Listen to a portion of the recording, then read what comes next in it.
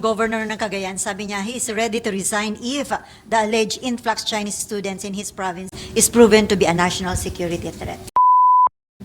Ang masama sa akin ay yung pagbibigay ng 2 million para makakuha ng diploma. 2 million na ibinibigay para makakuha ng diploma, dapat maimbestigahan yan. Una-una, marami tayong mga kababayan, including ourselves, na nagsunog ng kilay ng 4 na taon para makakuha ng diploma. No? Marami tayong mga estudyante ngayon naghihirap para makuha yung diploma. Hindi porket may 2 million ka, makakuha ka ng diploma. No? So, gusto kong maimbestigahan yan. So sir, tungkol naman dito sa influx of Chinese students, have you filed the resolution? Yeah, ito lang, kaka-sign ko lang yung resolution, i-file na. At akin naman, ang aking pananaw dyan, yung alleged 2 million na ibinibigay para makakuha ng diploma, dapat maimbestigahan yan. Una-una, marami tayong mga kababayan, including ourselves, na nagsunog ng kilay ng 4 na taon para makakuha ng diploma. No? Marami tayong mga estudyante ngayon naghihirap para makuha yung diploma. Hindi porket may 2 million ka, makakuha ka ng diploma. No? So, gusto kong maimbestigahan yan. Kung talagang totoo o hindi, no? Yung ganyan na allegation. Pero makakasira yan sa reputation ng ating mga colleges, lalo na yung mga public colleges natin. Yun ang aking iniingatan, yung reputasyon ng ating mga tertiary education institutions. Dahil maganda yung reputation ng ating tertiary education institutions. Maraming mga iba-ibang nationalities pupunta dito mag-aral dahil una-una, natututo sila na mag-English. Pangalawa, alam nila maganda yung quality ng ating tertiary education institutions. Pero kung may mga ganitong allegations, dapat tignan mabuti. And willing po ba na mag-testify yung nagsagawa ng ganong allegation? Willing, well, hindi pa namin nakakausap, pati yung mga schools willing. No? Kausap ko yung mga ibang mga schools at willing silang in fact, nag-issue sila ng very strong statement against that allegation. So maganda rin na mapag-usapan mabuti yan at on record, maihayag nila yung kanilang nalalaman para mawala yung ganyang hindi magandang mga balita. Oo nga sir, kasi yung governor ng Cagayan, sabi niya he is ready to resign if the alleged influx Chinese students in his province is proven to be a national security threat. Correct. Although natanggal na yata siya, no? Natanggal siya. There's a COMELEC, I think there's a COMELEC resolution. I think kanina lang o kahapon lang yata. No? Because of another issue. Because of another issue. And then, itong si Teresita Angsi naman, parang sabi niya, xenophobia and racism daw, yung mga comments regarding dun sa influx ng Chinese students, parang minasama niya yung mga ganong negative. Ako, let's be fair. No? Nasabi ko nga, marami sa mga ibang bansa, ang tingin sa ating mga colleges and universities, napakaganda ang quality. At totoo naman. No? Marami tayong mga private universities na magagaling. Isa na dyan, for example, sa Valenzuela, ay Fatima University. Kilala sila sa nursing at medical school nila. At maraming mga developing countries dito nag-aaral. No? Pakistani, Chinese, Indians, even Taiwanese. Dati may mga nakakasalubong kami sa Valenzuela. So, hindi natin pwedeng i-generalize na dahil pumupunta itong mga ibang nationality sa atin, kaagad may masamang nangyayari. Ang masama sa akin ay yung pagbibigay ng 2 million para makakuha ng diploma. Pero yung mag-aral ka dito, para sa atin, malaking contribution yan sa ekonomiya. Tawag ko nga dyan, education tourism. Dahil pagpunta nila dito, magbabayad sila tuition fee, kukuha sila ng dormitory, kakain sila dito, pupunta sa mall, may mga gumagastos sila at may mga kabutihan na maibibigay sa atin. So, dapat mag-ingat tayo na mag-pinpoint ng isang nationality na makakasira sa ating national security. Mag-ingat tayo din dahil makakasira rin yan sa ating mga higher education institutions. So sir, anong committee ang appropriate to handle? Higher Education Committee So, on Senator Chis Escudero. Kay Senator Chis. Okay. Okay, yeah. Related lang sa education, pero since chairman kayo ng Basic Ed Committee, tama ba sir na or agreeable ba kayo dun sa suggestion na gawin na talagang nationwide na balik tayo dun sa COVID time na online na lang muna lahat because of the El Nino? May pros and cons yan siya, no? Marami akong kausap na magulang na hindi sila masyadong sang-ayon sa yung online or blended learning dahil sabi nila na yung bata hindi natututo at pangalawa, yung mga magulang lang na sumasagot ng mga textbooks nila or workbooks nila. So, preferred pa rin ng magulang natin mag face-to-face.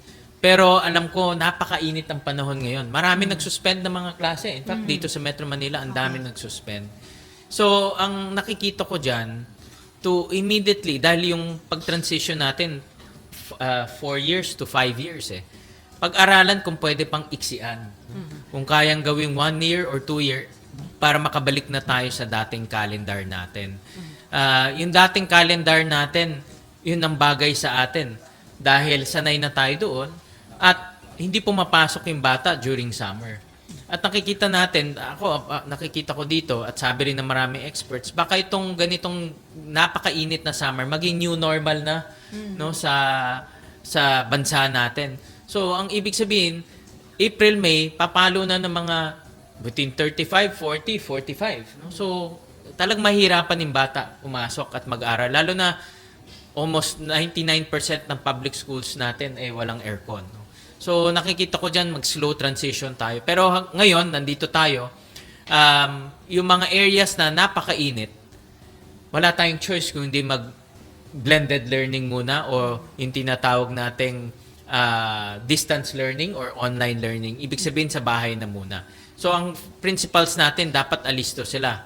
No, yung LGUs natin, dapat alisto sila na kung mainit sa kanilang lugar, wag nang pipilitin na pumasok pa yung bata. And then last, sir, this is for another story lang. Andun kasi, kausap namin kanina si Dr. Virgilio Almario and sabi nga niya, hanggang ngayon, andun yung difficulty to encourage children, yung Filipinos in general na lang, to go back to books and to read.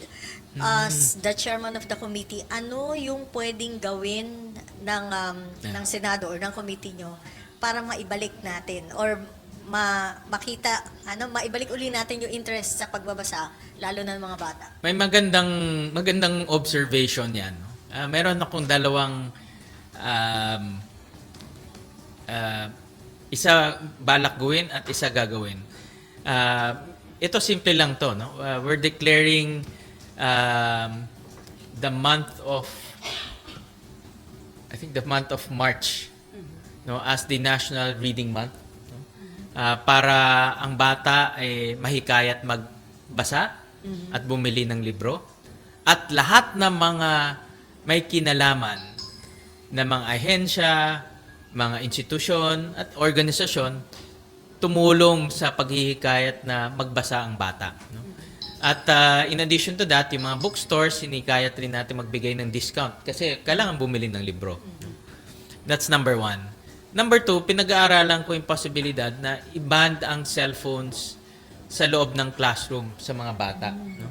Dahil isa rin sa mga observation, hindi lang dito sa atin, but sa ibang bansa, na yung marami sa ating mga bata talagang nalululong na sa paggamit ng cellphone, even sa loob ng classroom.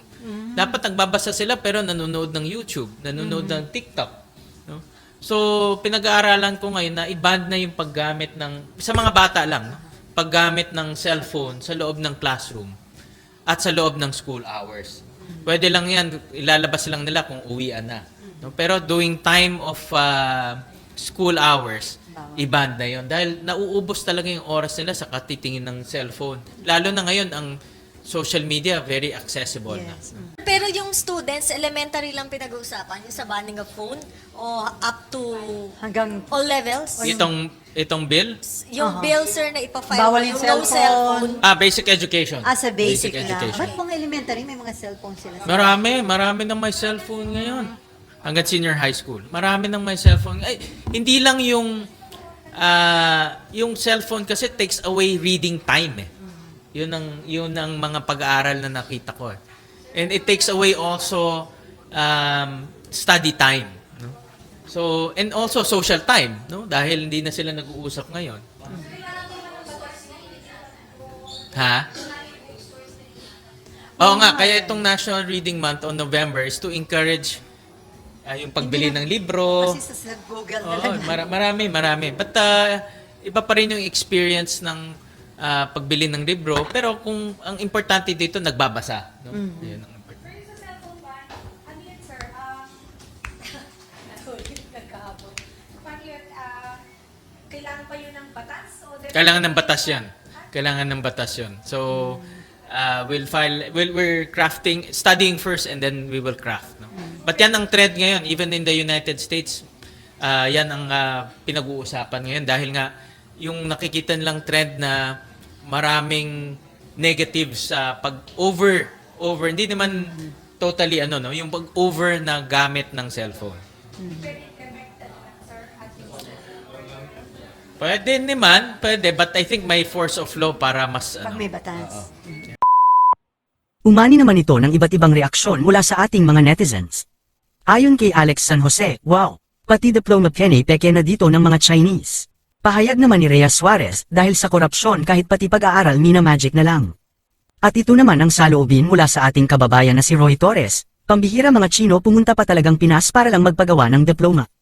Mga kababayan, feel free to comment below para maglabas ng saloobin sa balitang ito.